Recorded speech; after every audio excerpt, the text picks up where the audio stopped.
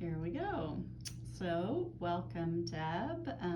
This is an interview with Debra Swain, taken on Thursday, January 11th, 2024, at the GVTA office on Dublin Road. And Debra was a past president from 2005 to 2007. Let's start off by having you tell us your name, when you were born, and a little bit about your history before becoming a teacher. Sure. My name's Debra Swain. I was born in Estevan, Saskatchewan in 1952.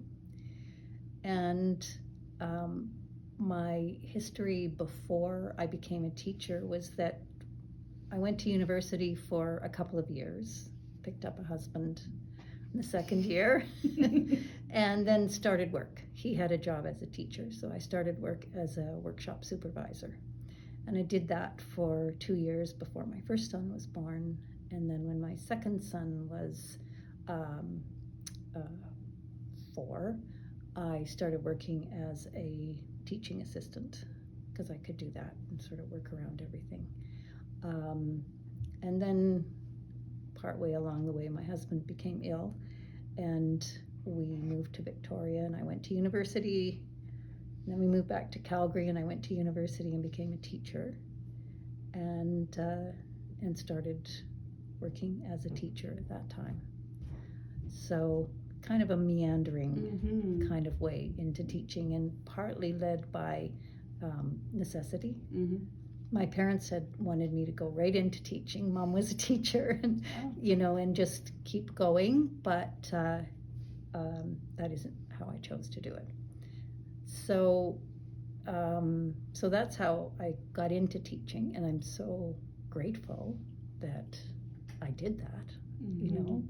I just think, what if I'd missed teaching?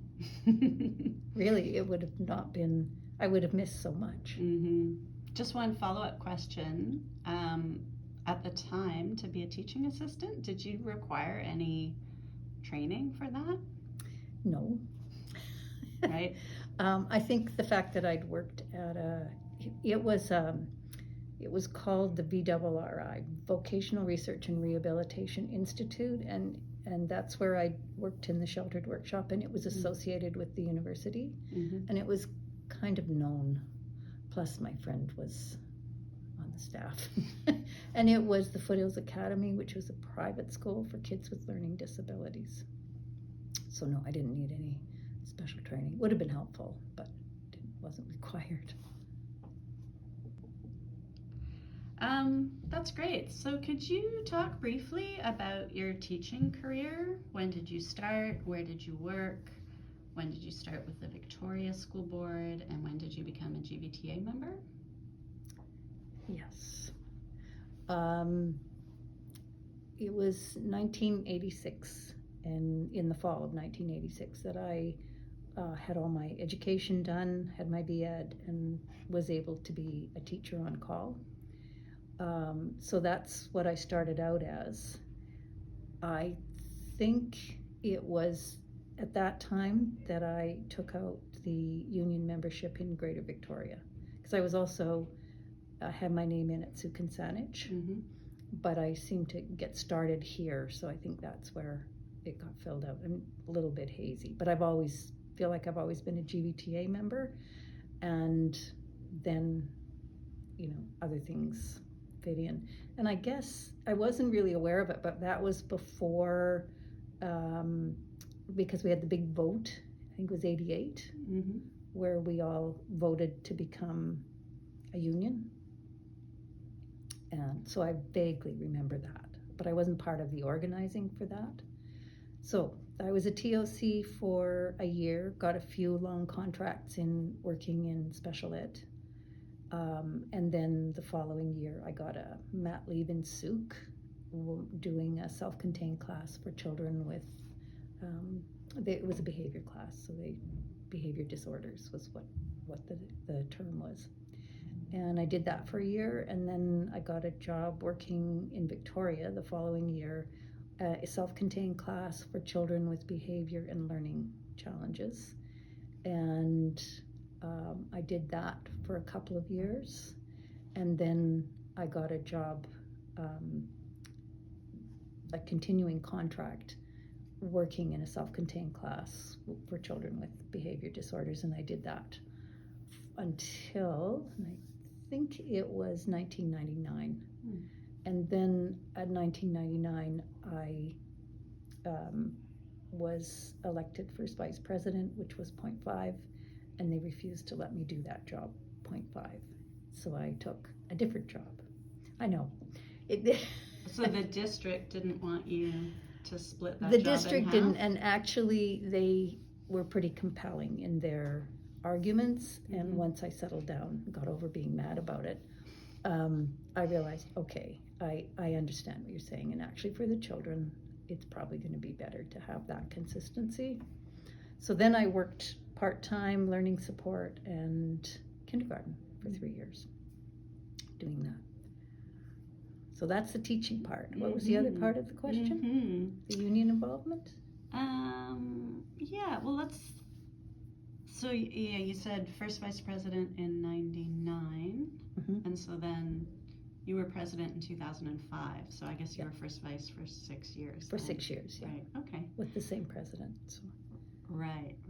And after you were president for 2 years. I had other involvements before that. I kind of worked in as a member at large on the executive, and then an LR, and then the first VP. Right. And then after I was president, I was secretary treasurer for a couple of years, and then LR for a couple of years, and then the Prodi chair. Right.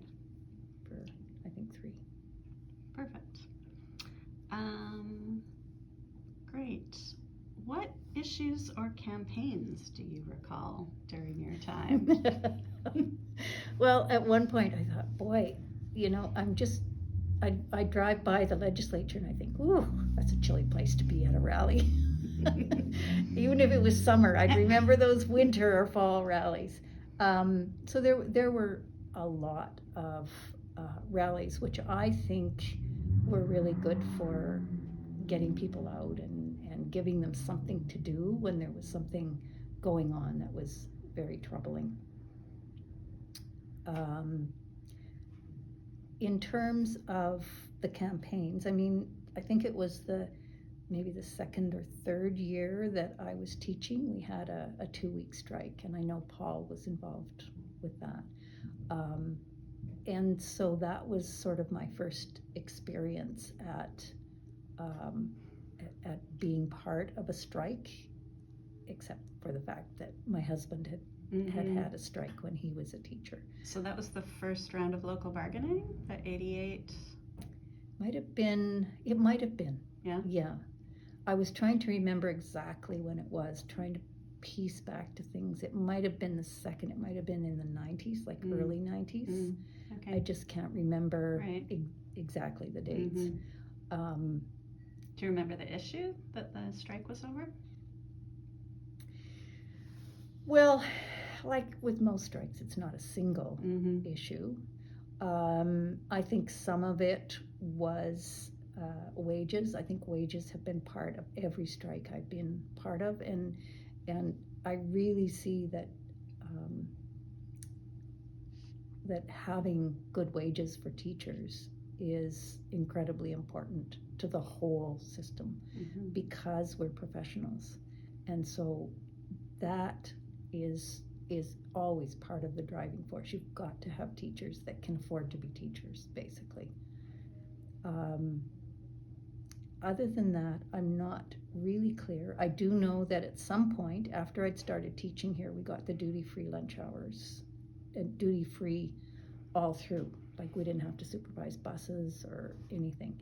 That also was very significant and really made a difference for the teachers here, particularly beginning teachers, where you're just constantly in lack of time and needing that break. So I think that may have been that year. It might have been at a different one, but that was an important one. And I know too that throughout my career, the fact that, or at least getting started, and the people that I knew, the fact that when you were on a temporary contract or whatever, that your seniority as a TOC counts for when you apply. And we're one of the few districts in the province. So because I got my continuing contract right around that time, I'm not sure it applied to me, but I know that it very much applied to other people, and I think again that was so significant. Mm-hmm. Right. So moving on from the early 90s then. Okay. In terms of, campaigns and issues, I guess. Well, I know it was a lot later, but there's always been an issue of support for students with special needs, Mm-hmm. and I'm not sure when Greater Victoria got its language, its class size and class composition language. It would have been around that time, one of the, either the second or third round of bargaining, I think. Yeah. So that's been really, really important, particularly because that was the time when students were they were changing the model, and students were starting to be supported in their neighborhood schools, and therefore they needed a different kind of support, and teachers needed support when the children came into their classrooms. So that was a big deal. Yeah, now you said you were working with behavior students sort of from the beginning of your career. So were students with special needs integrated from when you started teaching in the mid-'80s? Yes, but usually the students that had milder needs. Mm-hmm. I still get tongue-tied when I try and find the right language to use, particularly since the language has changed so much. But students that would have a designation of a learning disability, they would probably be accommodated in their classroom, and they had a very complex way of supporting kids where they were bused for part of the day and then back. And they really moved towards having students supported in their neighborhood school. But the special classes for the students with behavior disorders stayed longer because there weren't very many students supported in that way. In my classroom, I would have a maximum of 8 students and a full-time teaching assistant, and we were busy, very busy. Right. So the students, most of them at that time were starting to be to have medical treatment as well, and I think that's become a lot more sophisticated, and that some of the behaviors that the students were dealing with, the metabolic things they were dealing with, are better treated today, is my belief. So anyway, we were busy. So it was around the mid-'90s as well that the bargaining model went from local to provincial. Do you remember that time and any of the discussion around that? Yes. It was very dramatic. I mean, it was something that was done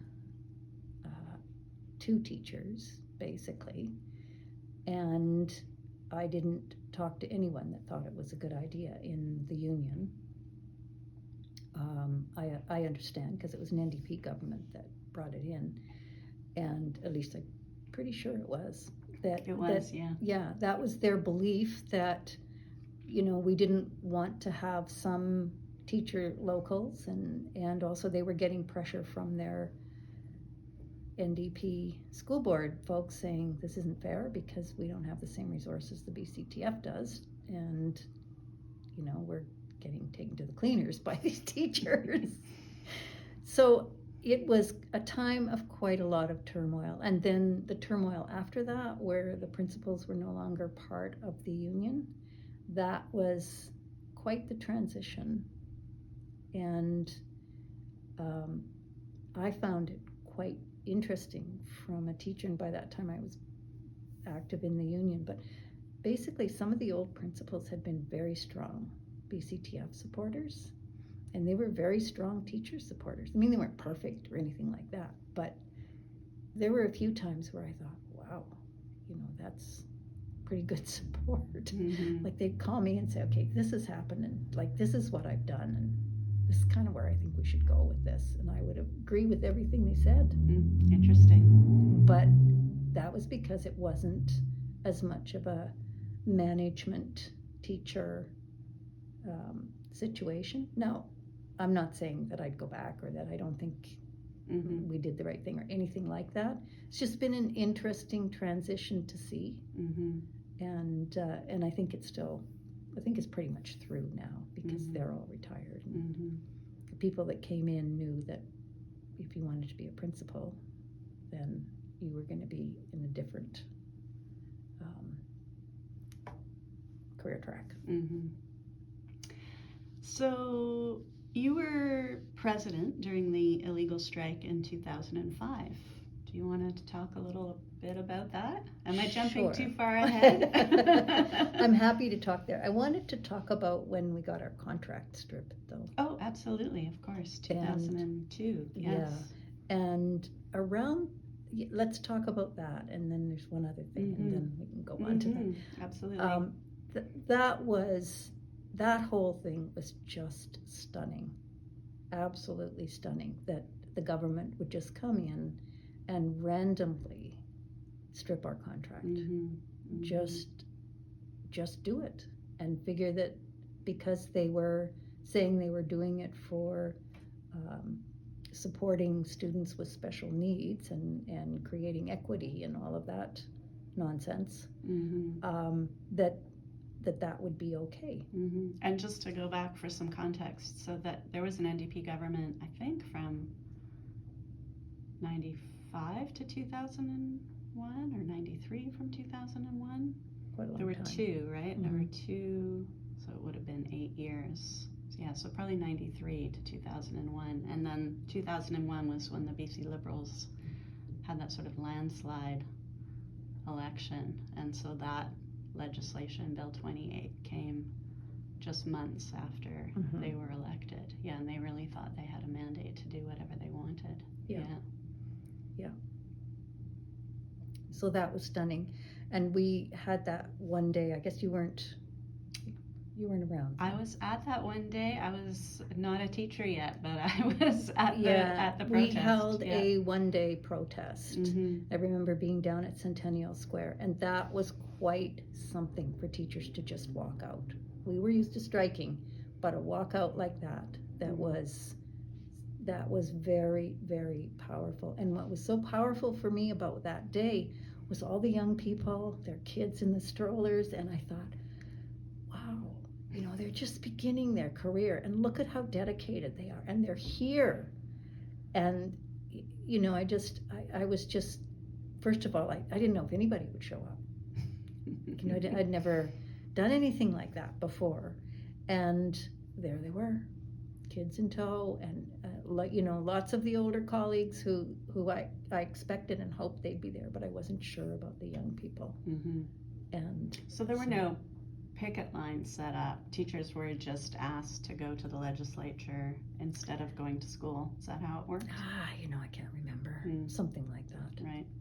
Yeah, something like that. Yeah, but it was a political strike, not a... Yeah, and I think it was at Centennial Square. Oh, I remember being there. Maybe we marched. We did a lot of that. We'd go to Centennial Square and have speakers there, and then go to the legislature and that little walk that you do.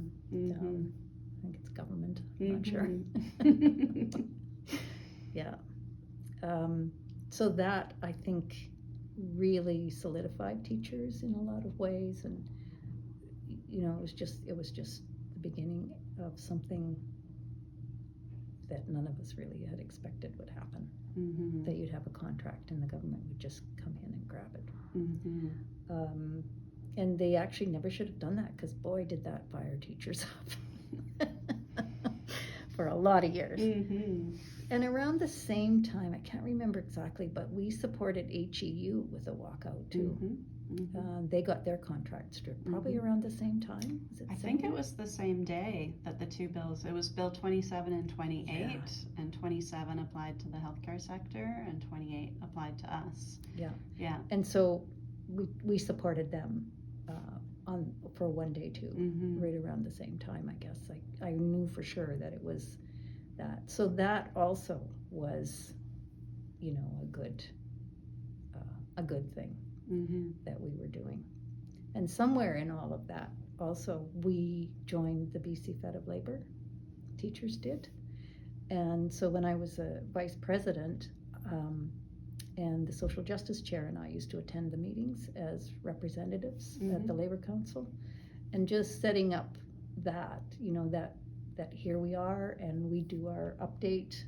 We'd work on that together. We do our update and hearing all the reports, but having a presence at the Labor Council, I think that was very helpful too. So I guess that would have been after '99, but it was part of what I see as the progression of really being part of a union and part of the labor movement. So there was the one-day action in 2002, and then sort of the lead up, I guess, to 2005 from that point onward. Yeah.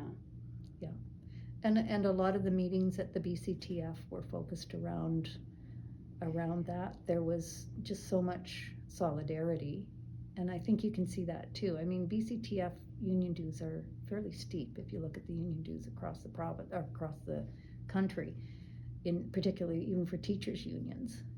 But people were behind it. Like, they were very upset about that could just happen, and lots of other things too.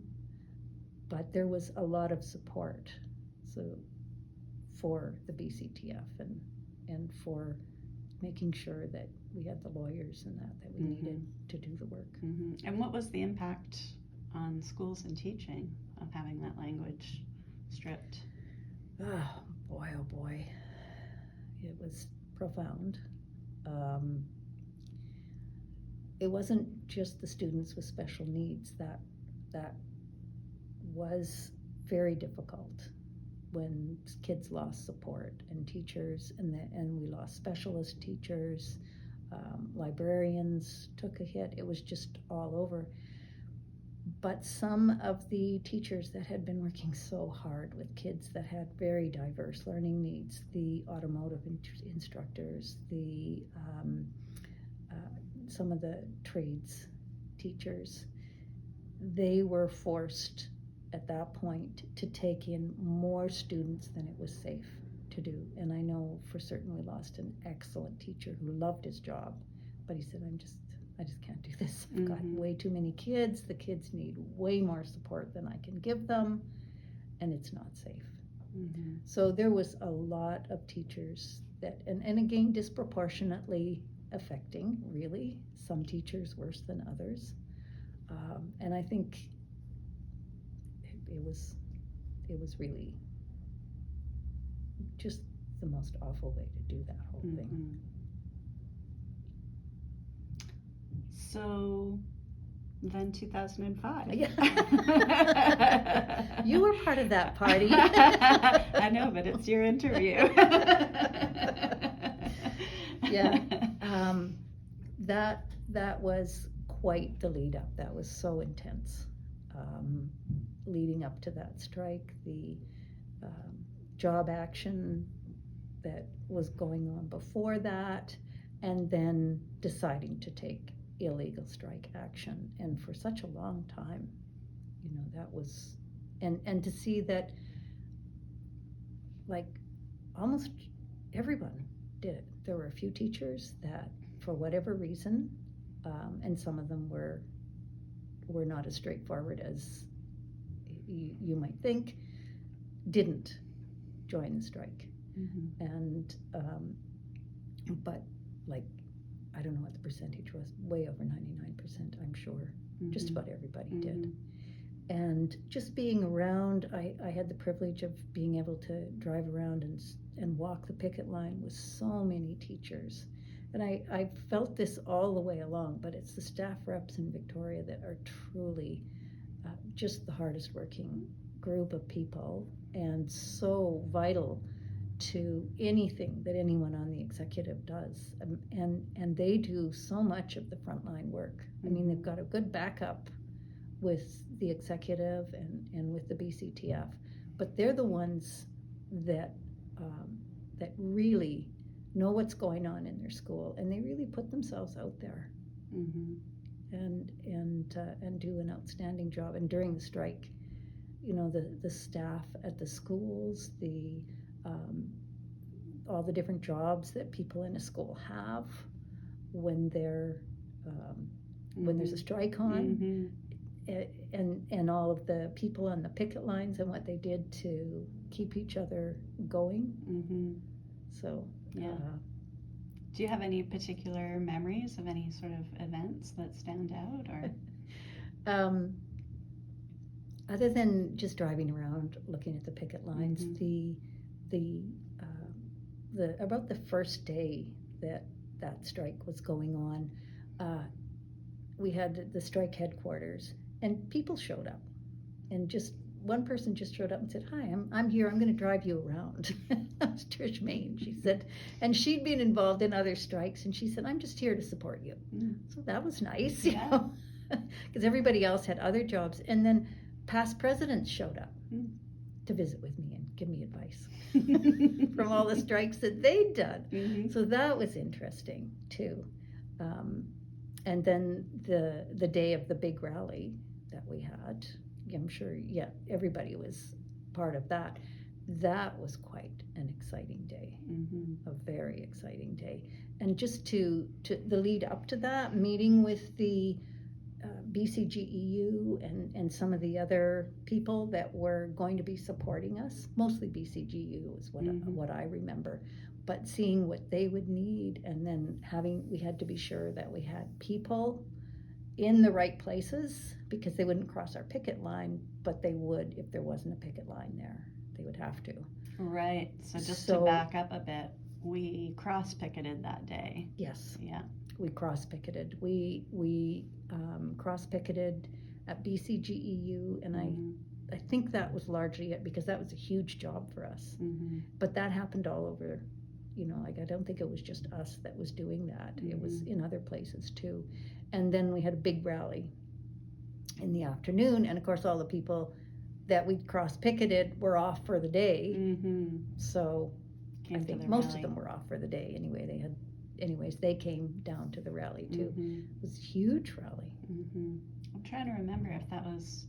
It was BC Fed organized it. Yeah. Was it in the first week of the strike? I think it was in the first week. Probably. Yeah. Because there was push for a general strike. That's right. A real big push for a general strike. Because so many public sector unions in particular had been impacted by the Liberal government. Yeah. Do you recall why it was an illegal strike? There was legislation beforehand? I think we must have been... we had a contract. I think that was part of it, right? They'd stripped it, but we had... I think in 2005, I think it expired in 2004, and we were bargaining. And they must have ordered us back. I think that's what happened, yeah. I think so too. Yeah, which by that time, just like, oh, great, more legislation. But I think they must have ordered us back, and we said no. And what was the outcome? Well, we got Vince ready. And they gave us enough. Vince was successful in negotiating enough that teachers were ready to go back. Not everybody. And I can't remember all the details, but I remember Vince working really, really hard. And there was a lot of back and forth. There was a lot of last minute stuff. And it wasn't perfect. It certainly wasn't perfect. But by that time, after 2 weeks of no strike pay, there was starting to be even hardcore people were phoning me and saying, maybe we should go back. Teachers are getting tired. And these were, some of them were really great staff reps, but they had their fingers on their staff, and they said, it's starting to get really hard. Mm-hmm. And I think that with Vince's work, that he was able to move things along. And there were some other things too that, I mean, through Vince, that were put in place. So yes, teachers did go back. I think, I'm thinking we got a signing bonus, but I think that was at a different time. I think the bonus was the Olympic round, which was the next one. Yeah. No, my So- recollection is we got something for pay that people were Mhm. reasonably happy with. Yes. And we got a letter promising to address class size, which turned into Bill 36. Was that the number? Mm-hmm. 63? I can't remember the number of that bill, which was the one that said principals. We had a meeting with the principal about oversized classes. Yes. Which people were quite disappointed with, I think, after the fact, but Mm-hmm. we didn't know exactly what that was going to look like when we settled. Yeah, and through some of the other work I did with the BCTF, I realized that I took a view from what I knew, which was my local. Mm-hmm. But even when we got our class size restored, it really didn't do much for a lot of the people in the province. Mm-hmm. And they were missing the language, once we got it back the way it used to be. They were missing some of the things that had put in place because they didn't have language around students with special needs. Mm-hmm. So it's complex when you've got provincial bargaining. It just adds a huge layer of complexity to the whole mess. Definitely, yeah.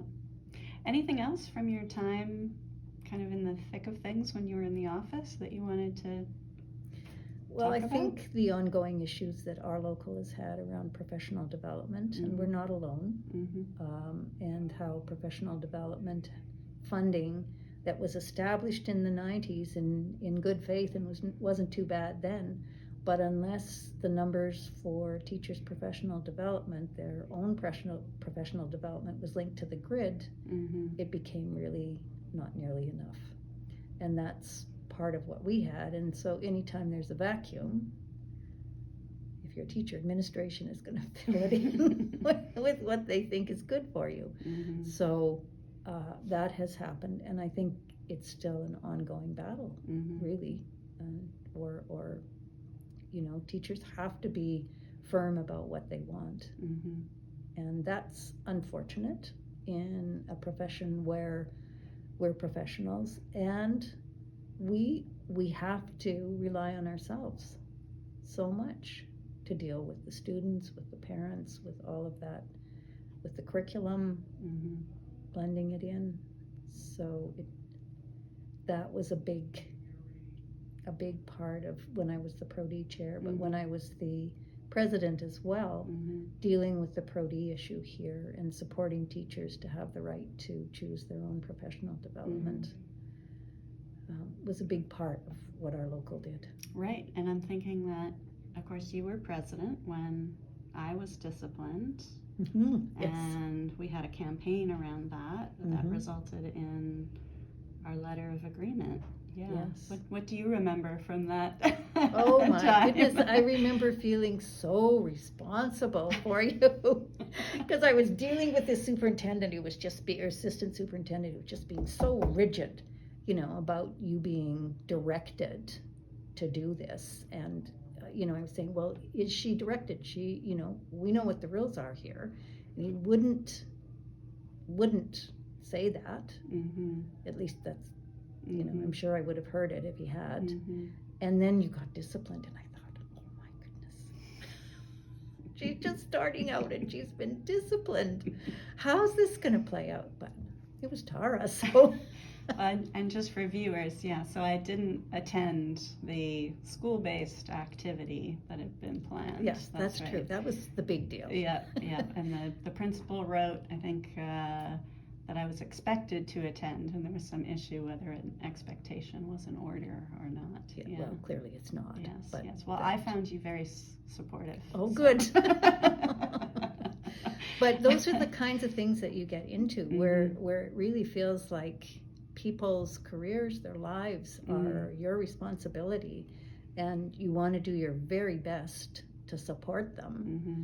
And, you know, sometimes you want to do your very best to communicate with them, not in your case, but in other cases that,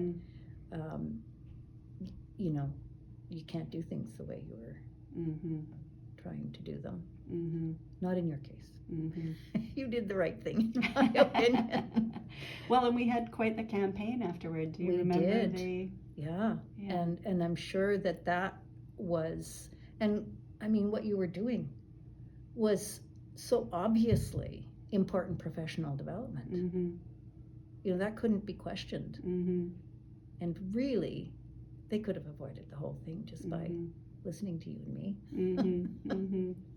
But that wouldn't have been actually better for the union. So no, we did end up with that letter of agreement, which was in place for quite some really time. Helpful. Yeah.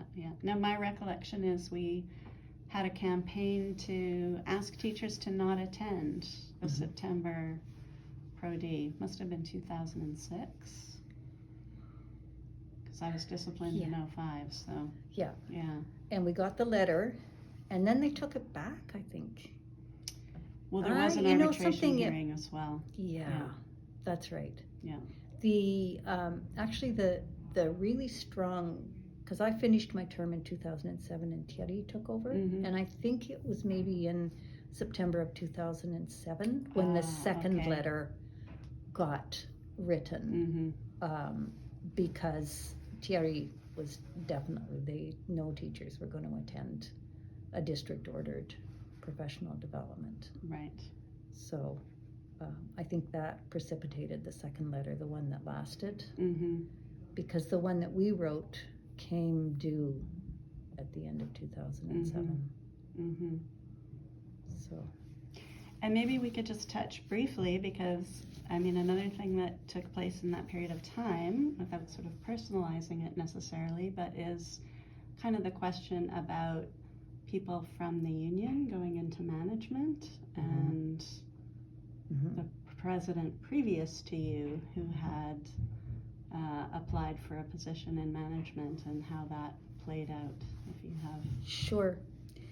There had been quite a history of GVTA presidents being involved in some level of management with the district, and Gary Robertson became the safety officer just as he was the president when I came on to the executive, and then when he finished his term he did that, and that was a job that had been done sometimes by QP, sometimes by GVTA, but still it was in kind of the management, and even before that I think the previous president had been the staffing person for teachers. He had gone into that role. So there had been a number of presidents that had done that, and that would have been, with some of it may have been just as we were transitioning into a union, before the association model where principals were part of our association. So we had that down, and Karen applied for a job. It may have been the teaching staffing position, I think that's what it was, and didn't get it. And I was actually part of talking to her, because she was prepared to resign. And I said, well, I don't know. I mean, you were elected by people to run for 2 years, and you know, maybe they expect you to do that. So that may have been a mistake, but it was certainly a mistake that was based on what at the time didn't seem so far-fetched for me. However, I did have a few conversations with some staff reps after that I thought, well, that actually would have been helpful before this whole decision was made. And then I can't remember, I don't think she ran again after that. I think it was, I'm not sure. Yeah, you ran for president that following year, is my recollection. Yeah. So, yeah, there was that. I don't think there is that anymore. Any other aspects of your work and time that you would like to share? Well, I'm just again just forever grateful, really, for being involved with the GVTA and the BCTF, because I got involved in a lot of,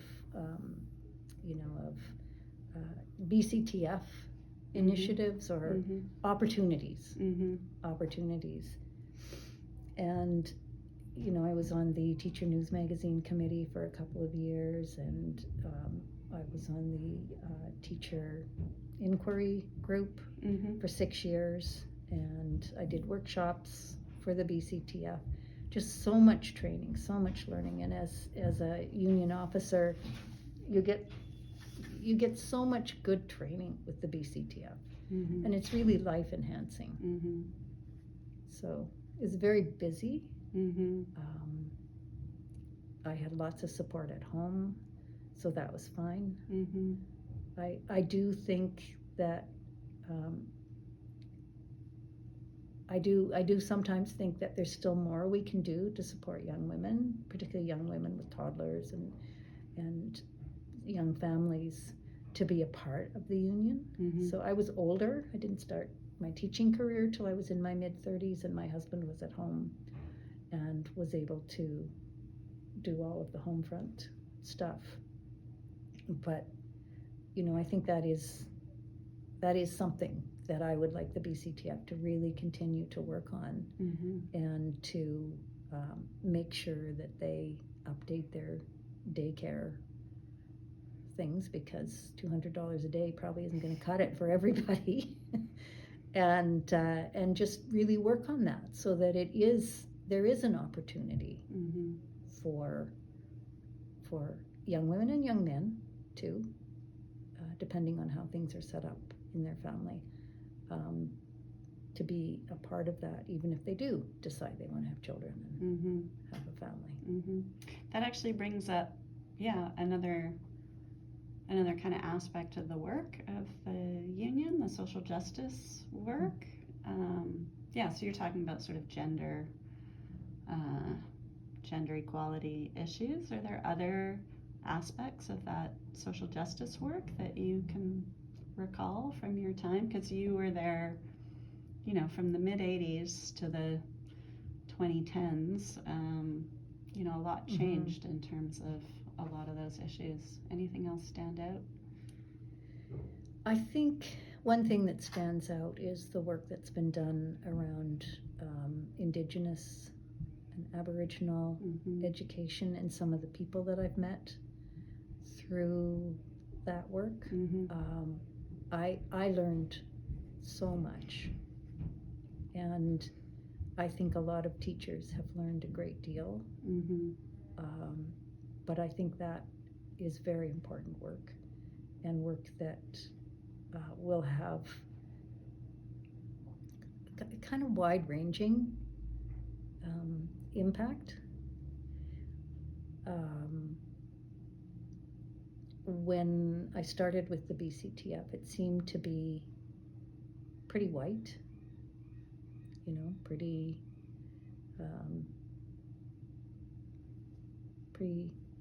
pretty white, pretty middle class. And so I think the work to bring other people in, and I mean, there were people of color that were there, but they were really the minority, and probably still are. But I think that's also been a really good thing for the union to work on. And I will admit that some of the efforts at democratizing or making the executive more inclusive, it took me a while, and I'm still thinking about it, because I came along near the end of that. But it was a little bit hard for someone who had come through that to see that we would reserve so many seats for so many people, that it wasn't just everyone thrown in there that has an equal chance at getting at this. So I understand it more now, and I can see the real benefits of doing that. So that was another kind of learning experience for me from being part of the whole union experience. I'm just thinking, our first Aboriginal equity hiring agreement, you must have been first VP or president when that was. Yeah, either one. Because Yeah. I kind of took over some of the president roles Mm-hmm. near the end. Mm-hmm. There was the Aboriginal Enhancement Agreement, yeah. Mhm. And Janet Langston is Métis, and so she was really involved in it right Mhm. from the get-go, Mm-hmm. and she made sure that the GVTA was part of the whole. Mm-hmm. I remember a great big event at the Mhm. big house Mm-hmm. that we all went to, Mm-hmm. and that was the first experience that I'd had with any event at the big house, particularly one where, it was about us in a very real way. Mm-hmm. So yeah, and any of the things that might have happened out of that. Mm-hmm.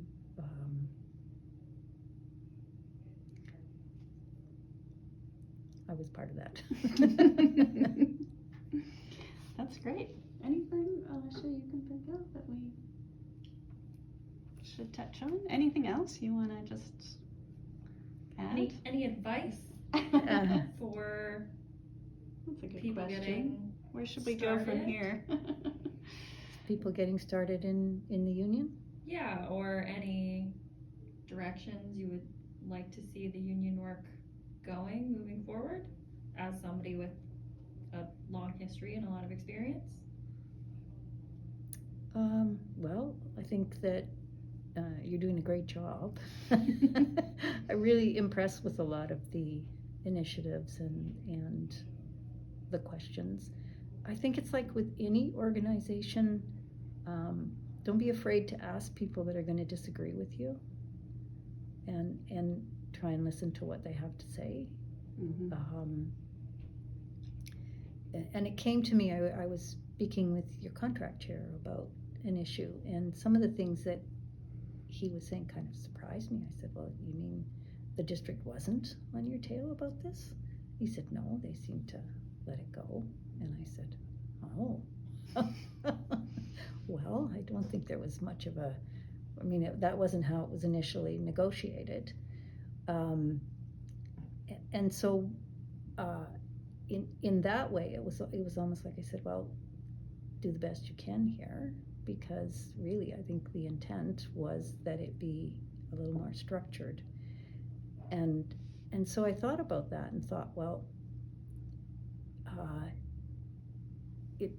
it doesn't hurt to kind of look a little bit beyond the immediate issue, not too far where you'll get too far away from, but a little bit, and just say, maybe what management is doing isn't so totally out of the question, and just hold that as a kind of outside thought, not one that you're gonna totally capitulate, but or at least really looking to learn from their positions. And I've had a lot of time to do a lot of reading on how many errors we all make as human beings. There's a whole pile of literature out there in case you're ever interested. So, don't be afraid to make mistakes, because everybody does. Mm-hmm. Mm-hmm. And, BCTF is a great place to have fun. So stay involved. Thanks so much. Yeah, It's been a great that was first great. interview. Yeah.